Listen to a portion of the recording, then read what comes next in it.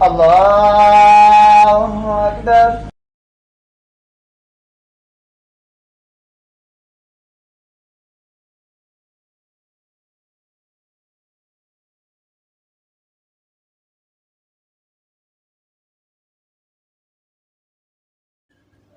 بسم اللہ الرحمن الرحیم۔ السلام علیکم ناظرین، فروز این بی نیوز کے پلیٹ فارم سے میں آپ کا میزبان نواز بھٹو آپ کی خدمت میں حاضر۔ ناظرین، آج عید الاضحیٰ کا دن ہے اور عید کی ڈھیروں شبھ کامنائیں اور ڈھیروں مبارکیں آپ سب کے لیے اور آپ کے اہل خانہ کے لیے۔ اللہ رب العزت کرے کہ آپ لوگوں کی زندگی کا ہر دن خوشیوں سے بھرا ہو۔ ناظرین، آج کے ویلاگ میں ہم بات کریں گے کہ ان 8 جرنیلز کی، کہ 8 جرنیلز کے دل میں کیا ہے اور جو خواہشیں امنڈ رہی ہیں کیا ان خواہشوں کی تکمیل ہوگی، اور آرمی چیف کا جو 2 ٹوک پیغام ہے وہ کیا ان جرنیلز کا قبلہ درست کر سکے گا، اور کیا ان جرنیلز کی جو ریٹائرڈ جرنیلز کی جو ایک آرگنائزیشنز بنی ہوئی ہیں کیا ان کا بھی قبلہ درست ہو سکے گا۔ اور اس کے علاوہ ہم بات کریں گے کہ نیب کا جو ایک اسپیشل انویسٹیگیشن ونگ تھی جو کافی عرصے سے غیر فعال تھی، اور اس ونگ کو ایک دم سے متحرک کر دیا گیا ہے، تو اس کے معاملے پر جو ہے وہ اس کی پیش رفت کیا ہے اور اس کی وجوہات کیا ہو سکتی ہیں۔ اور ایک اہم ترین معاملہ وہ ہے 9 مئی کے حوالے سے فرانزک رپورٹ کا، جو پنجاب کی جو فرانزک لیب نے رپورٹ جاری کی ہے، جو JIT کو بھی موصول ہو چکی ہے اور میرے خیال میں سپریم کورٹ کو بھی وہ پیش کر دی جائے گی۔ لیکن مسئلہ یہ ہے کہ اس رپورٹ نے کتنوں کے چہروں کو بے نقاب کیا ہے، اور آگے کیا ہونے جا رہا ہے، یعنی جنرل فیض حمید کے ساتھ کیا ہونے جا رہا ہے، اور جنرل قمر جاوید باجوہ جو ہم سمجھ رہے تھے کہ شاید وہ ہر چیز سے مبرہ ہو گئے ہیں، یا ان کو وہ ایک ہولی کاؤ ہیں، مقدس گائے ہیں، ان کا کوئی نام نہیں لے گا، تو یہ ہم سب کے جو ہے وہ ایک یوں سمجھ لیں کہ ایک مفروضے تھے یا ہمارے ایک خام خیالی تھی،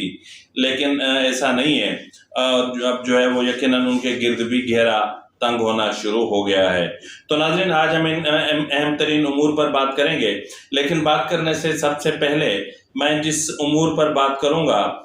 یہ ایک سابق وفاقی وزیر ہیں علی محمد خان صاحب، میرے خیال میں علی محمد خان ہی نام ہے ان کا۔ تو جب PTI کی حکومت تھی تو جس شخص کو میں نے زیادہ سافٹ اور پولائٹ دیکھا، یا جس کے بات کرنے کا یا انداز یا آداب یا جو اخلاق مجھے بہت اچھا لگتا تھا، لیکن جب سے یہ 9 مئی کا معاملہ ہوا ہے اس کے بعد سے جس طرح ان کو انتقامی کارروائیوں کا نشانہ بنایا جا رہا ہے، اس سے محسوس ہو رہا ہے کہ معاملہ محض گرفتاری کا نہیں ہے، معاملہ محض ان چیزوں کا نہیں ہے، معاملہ یہ ہے کہ کس کو کس طرح کیسے توڑنا ہے۔ تو بہرحال آج عید کا دن تھا، اور آج عید کے دن بھی عید نماز کے لیے، یعنی اللہ رب العزت کے حضور میں سجدہ کرنے کے لیے بھی اس شخص کو ہتھ کڑی لگا کر پیش کیا گیا، اور ہتھ کڑی مانگ کر ہتھ کڑی پہن کر وہ دعا مانگتے رہے، کہیں ایسا نہ ہو کہ کسی کے دل سے نکلی آہ آپ سب کو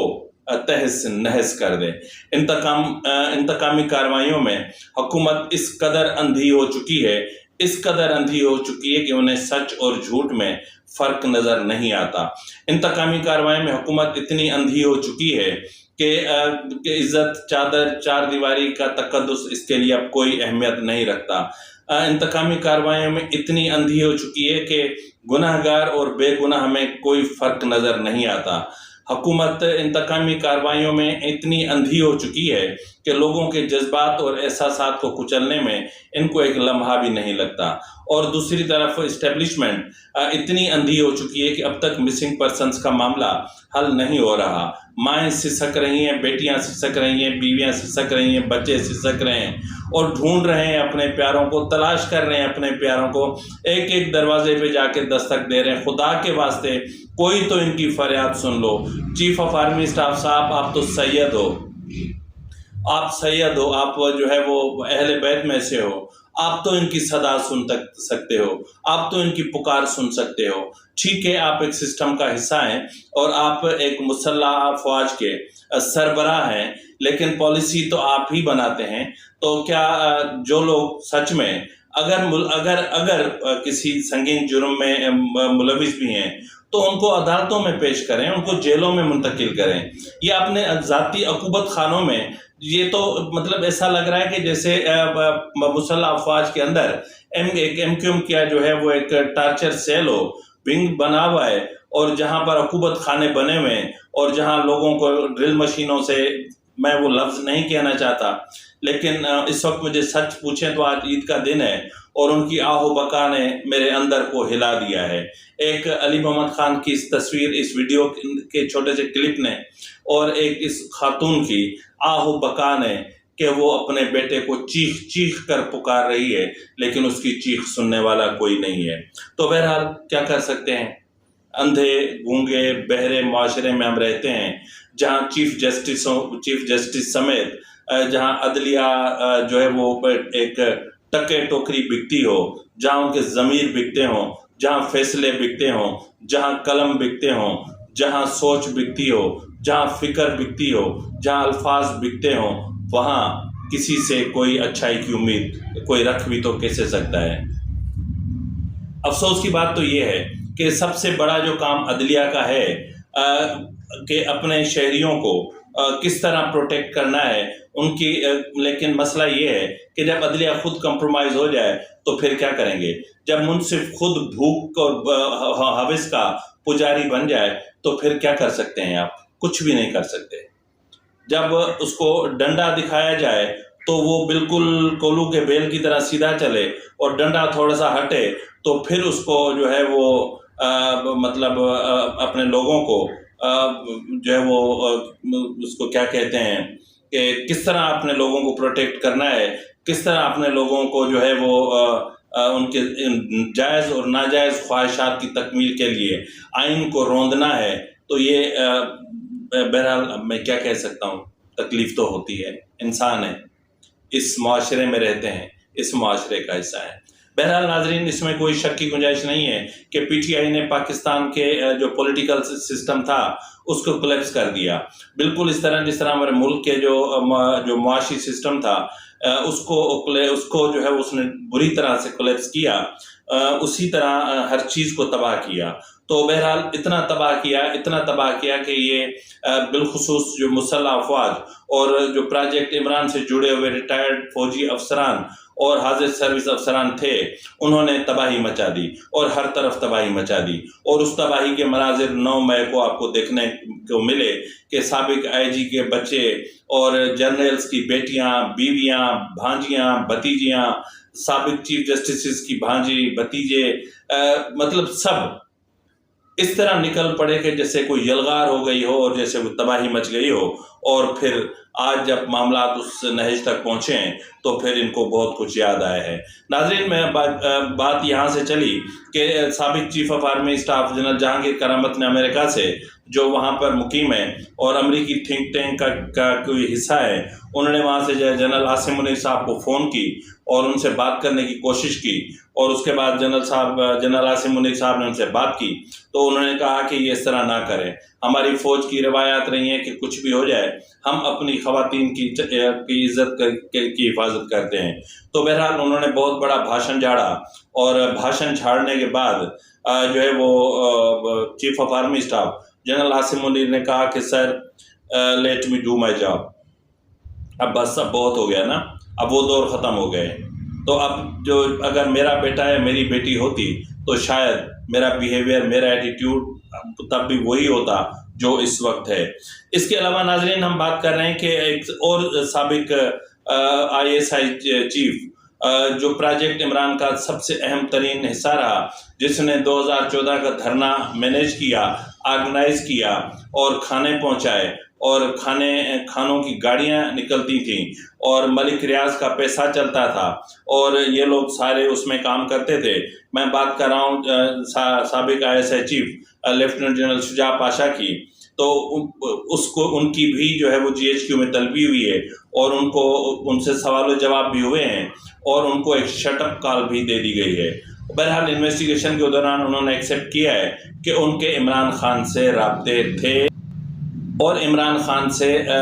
سیاسی امور پر تبادلہ خیال ہوتا رہا، اور سیاسی طور پر جو ہم سے ہو سکتا تھا ہم ان کو گائیڈ کیا کرتے تھے۔ یہ چیزیں اب ان کو یاد آ رہی ہیں تو بہت شرم کی بات ہے۔ اسی طرح ایک اور سابق ڈی جی ISI جو پروجیکٹ عمران کا نہیں بلکہ پاکستان کی تباہی کے پروجیکٹ کا حصہ رہے، وہ ہیں جنرل فیض حمید، اور جنرل فیض حمید سے بھی پوچھ گچھ ہوئی ہے، اور انہوں نے اپنے آپ کو 9 مئی سمیت تمام معاملات سے اور عمران خان سے رابطوں سے خود کو الگ کیا ہے، اور انہوں نے کہا کہ ایسی کوئی بات نہیں ہے، اور جب بھی آپ کہیں گے تو میں حاضر ہو جاؤں گا، اور ایسا کوئی معاملہ نہیں ہے۔ اس کے علاوہ میں آپ کو بتاتا چلوں ایک اور جنرل نے بھی رابطہ کرنے کی کوشش کی، ریٹائرڈ نے، تو ان سے چیف آف آرمی اسٹاف نے بات کرنے سے بھی انکار کر دیا۔ ناظرین، اس وقت تک یعنی 4 جرنیلز کی خواتین، ان کی بیویاں، ان کی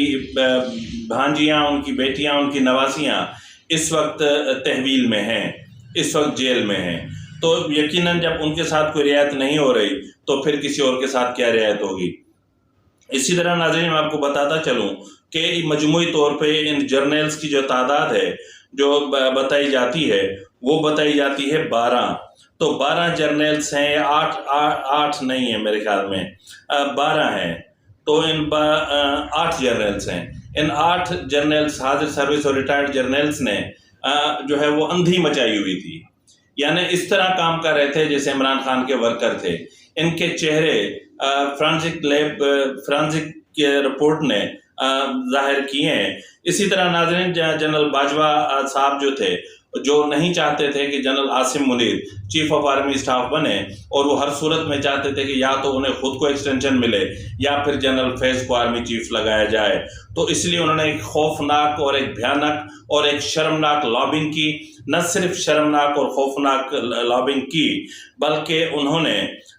بہت ساری چالیں بھی چلیں، اور اقتدار سے ہٹائے جانے کے بعد بھی وہ عمران خان سے مذاکرات کرتے رہے ایوان صدر میں، یعنی ایوان صدر ایک کانسپیریسی ہاؤس بنا ہوا تھا، اور اب یہ طے پایا گیا ہے کہ جنرل فیض کے سے جو کچھ نہیں نکلوایا جا سکا وہ جنرل باجوہ سے نکلوایا جا سکتا ہے۔ تو توقع ظاہر کی جا رہی ہے کہ آنے والے کچھ دنوں میں جنرل باجوہ کو بھی شاید GHQ طلب کر لیا جائے۔ یہ معاملات بہت حد تک آگے بڑھ چکے ہیں۔ ناظرین، جس طرح میں نے کہا نا کہ 9 مئی کی جو پنجاب کی سائنس اینڈ فرانزک لیب ہے، انہوں نے ایک تفصیلی کمپریہنسو رپورٹ تیار کی ہے۔ یہ رپورٹ انہوں نے تقریباً ہزاروں ویڈیو کلپس کو جانچا ہے، پرکھا ہے، اور مختلف سائنسی پہلوؤں سے ان کا جائزہ لیا ہے، اور اس کے بعد انہوں نے وہ ایک رپورٹ تیار کی ہے، اور اس رپورٹ کی کاپی JIT کو بھی فراہم کی ہے، اور آنے والے دنوں میں سپریم کورٹ کو بھی پیش کر دی جائے گی۔ اس رپورٹ میں PTI کے مزید 12 سیاسی شخصیات کی موجودگی کا انکشاف ہوا ہے۔ اب ان میں سے 4 لوگ ایسے ہیں، ان میں سے 2 سیاسی شخصیات ہیں اور 2 ریٹائرڈ فوجی اعلیٰ افسران ہیں، اور جبکہ 12 لوگ ایسے ہیں کہ جن میں سے 10 کا تعلق براہ راست PTI سے ہے، جبکہ 2 اعلیٰ فوجی افسران ہیں۔ تو ان چیزوں کا بھی جائزہ لیا جا رہا ہے، اور رپورٹ میں کہا گیا ہے کہ عمران خان کی گرفتاری کے 7 منٹ بعد PTI کے آفیشیل ٹویٹر اکاؤنٹ سے یہ خبر چلی کہ سب لبرٹی چوک پہنچ جائیں، پھر سب لبرٹی چوک پہنچے۔ اس کے بعد 4:57 پر شیرپاؤ برج پر یہ سب پہنچے، موب پہنچا جس کی قیادت حسان نیازی کر رہے تھے، اور اس کے بعد یہ جو موب تھا یہ حسان نیازی کی قیادت میں آگے بڑھتا رہا۔ ناظرین، اس رپورٹ میں مزید کہا گیا ہے کہ 5:10 پر یہ جو موب تھا یہ گرجا چوک پر پہنچا، اور وہاں پر جو ہے وہ گاڑیاں اور موٹر سائیکلیں اور یہ سب پہنچے، اور 5:16 پر طفیل روڈ اور اسد خان روڈ پر بھی ان کا ایک کراؤڈ اکٹھا ہوا، یعنی 5:25 تک mall of Lahore, mall road یعنی جس کو مال روڈ کہتے ہیں، وہاں کے CSD کو بھی جو ہے وہ جلا دیا گیا. یعنی 5:25 سے لے کر 8:40 تک موب جو ہے وہ CSD میں اور اس کے علاوہ کور کمانڈرز ہاؤس یعنی جناح ہاؤس میں جلاؤ گھیراؤ کرتا رہا. ہر طرف ایک تباہی مچی ہوئی تھی اور ہر طرف ہر چیز جو چیز مل رہی تھی اس کو جلایا جا رہا تھا. یہ معاملہ صرف یہاں پر نہیں تھا. یعنی یہ جو چیزیں ہوئی ہیں، یہ جو انویسٹیگیشن ہوئی ہے، یہ صرف لاہور کی نہیں ہوئی ہے، یہ راولپنڈی GHQ کے حوالے سے بھی ہوئی ہے، کراچی کے حوالے سے بھی ہوئی ہے، اور جہاں جہاں فوجی تنصیبات تھیں ان کے حوالے سے بھی، اور ریڈیو پاکستان پشاور کے حوالے سے بھی جو بھی کلپس سامنے آئے وہ، اور جو واٹس ایپ اکاؤنٹس میں جو چیزیں منتقل ہوئیں یا ایک دوسرے کو بھیجی گئیں، وہ سارا ریکارڈ اس کا حصہ ہے. تو ناظرین، یہاں پر میں آپ کو بتاتا چلوں کہ یہ جو بھی کچھ ہو رہا ہے، آپ بھی حیران ہوں گے، ہم بھی حیران ہیں. ہم بھی کہتے ہیں کہ جی بس عمران خان ابھی گرفتار ہوا چاہتا ہے، اگلے 24 گھنٹے انتہائی اہمیت اختیار کر گئے، اگلے 72 گھنٹے انتہائی اہمیت اختیار کر گئے، اور پھر ہوتا کچھ نہیں ہے. اور آپ بھی سوچتے ہیں کہ ہم لوگ چھوڑتے ہیں. ایسا نہیں ہے. ظاہر ہے کہ کچھ اوپر فیصلے ہوتے ہیں جن کی بھنک ہم تک پہنچتی ہے تو پھر ہم بھی اس کی کھوج کرتے ہیں. تاہم ظاہر ہے کہ اب اسٹیبلشمنٹ کا جو ارادہ ہے وہ یہ ہے کہ جب تک کوئی اہم ترین وعدہ معاف گواہ سامنے نہیں آتا، اور جب تک یہ